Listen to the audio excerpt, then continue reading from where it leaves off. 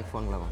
No, I've never liked Formula One. I always thought it was populated by kind of people who wore snow-washed jeans and terrible blouses with perms, and it was a bit nerdy and sort of twatty. Okay. So being faced with thousands and thousands of hours of Formula One when I first started working on Senna wasn't necessarily a great prospect. That day, I suddenly realized that I was no longer driving it conscious, and I was in a different dimension for me. The circuit for me was a tunnel, which I was just going, and I realized I was well beyond my conscious understanding. How did it work working with another editor during Senna? How was the process? Well, he and I never worked at the same time. Okay. His work had finished by the time I started on it, so it wasn't really a kind of collaborative process. He'd worked for quite a long time, cut quite a lot of scenes. Right. They'd got to a big rough cut, but I had sort of reached an impasse where, I don't know, I think that putting those scenes together in the first instance was so time-consuming to trawl through all that material for the first time and get those big story blocks in place, that they I think they just got very tired and they got very inside the material, as you would do. Yes. And so I came in basically as a fresh pair of eyes and as somebody who, with a bit of a reputation for being able to draw a story out. Because at that point, I think the story had got lost a little bit. Okay. For me, I thought before I went to watch the film that it's going to be kind of informal things, formal things about Senna, how he lived his life, like a little history book. And I end up with this really, really strong drama. Yeah, I mean, I was keen for it to be the story of the man and not just a series of episodes of that greatest hits, the greatest moments of his life. There had been compilation documentaries made of his greatest moments, lots of them, particularly after he died. Every TV channel who did Formula One put together a kind of clip reel. So I didn't want it to be that, and nor did Asif at all. We wanted it to be the story of the man, and for the viewer to be able to watch him grow and watch him change and emerge, but also to play it like a drama, to play it like a feature film. The steward stop you. All right. I have no traffic. Let you go. If you have to turn around and go backwards against another car, that's much dangerous. Okay. Does everybody feel that way? Yeah. Thank you. Thank you very much. Huh? I can't stand it. I can't stand this. It's a joke. After what happened last year, it's a joke, this situation. It just proved here, I said nothing, and you see somebody raising the point, and you see everybody agree. And last year was really bad for me. I'm sorry. Sorry, but Just looking at your IMDb, you've done quite a lot of kind of documentaries. Is that where you're most interested in, or? Well, I do dramas in between. I do mostly documentaries. Right. And I mean, I just fell into those by accident, really.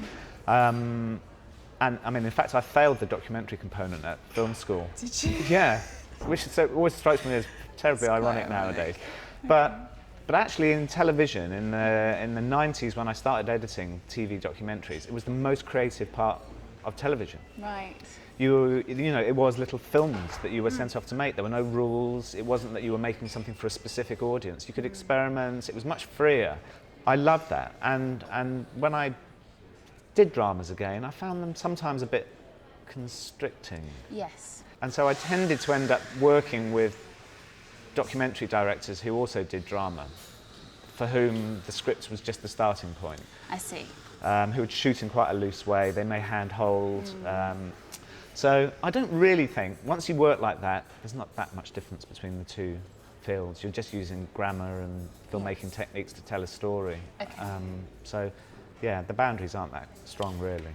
I mean, to digress for a moment, I've always thought documentaries are that anyway.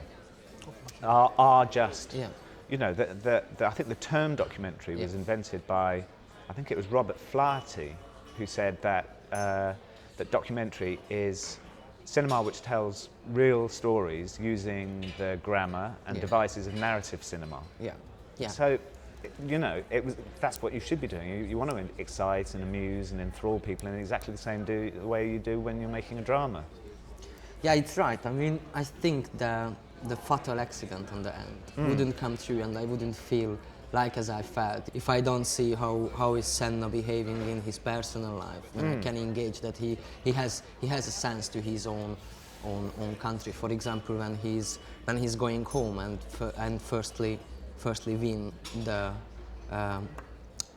Brazilian race in Rio. I felt that actually that was the moment when I felt like really gutted. This is all something big happened. I got very emotional watching the film. Absolutely hooked. You know, I thought it was really powerful. Lots of different scenes, particularly the funeral scene at the end. You know, when it cuts between his family members going to the coffin and then the kind little of moments archive. of their lives. It makes people weep quite often.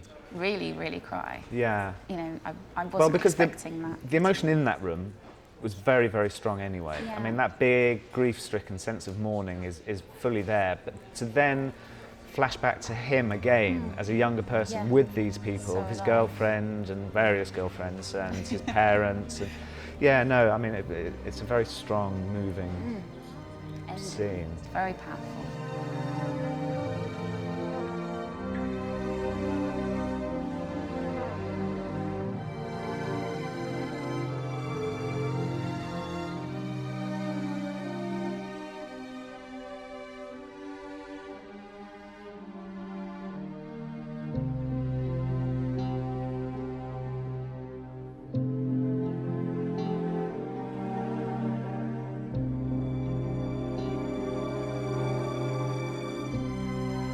Could you talk about the process, your own approach when you sit down with the Russians and how you basically create the film? I generally like to try and get a cut together fairly quickly. I never have a paper edit or anything like that. It's literally day one of the edit is a blank page of the script. Yeah. And you start, where do we want to start telling this story? And that's the best way, to be excited about it. How are we going to tell this story? Start, and you just do a scene. Where do we want to go next? Where do we want to go next? And feel excited by that process and do it very quickly and try and get to a cut within weeks. Okay. First cut. You never do, but that's the pace that Yeah. you start off doing.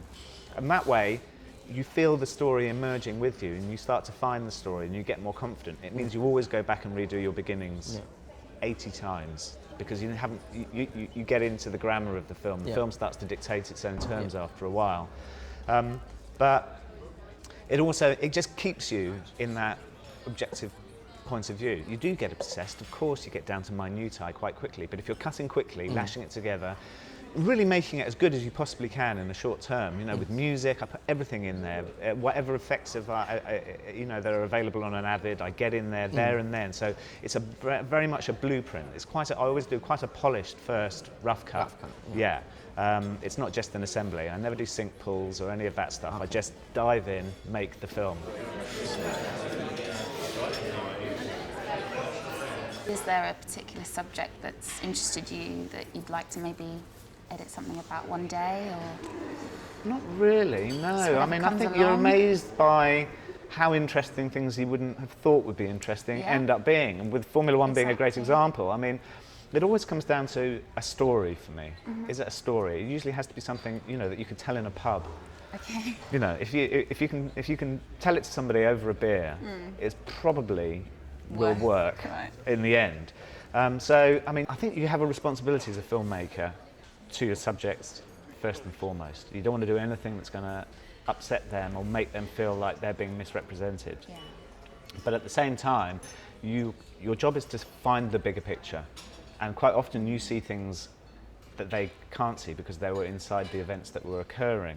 And psychologically sometimes you can observe, particularly in observational documentaries, you can see things happening, you can see people behaving in certain ways that they're probably not aware of themselves. I did a film called Hardcore about a woman, an English woman, going into the adult film industry in America. And she wasn't aware of why she was doing this, but it became acutely obvious to the director that there was trauma in her life that she was kind of acting out.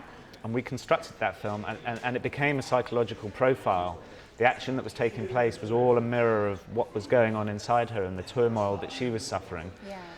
And watching that with her for the first time was incredibly difficult. She was weeping, and she hadn't seen this. She wasn't completely aware of why she was doing it. You have to be very, very careful about not letting your wish to tell a great yarn override your responsibilities to the subject, because you have a responsibility to the larger truth, but you have a responsibility to the people who've contributed to your film as well.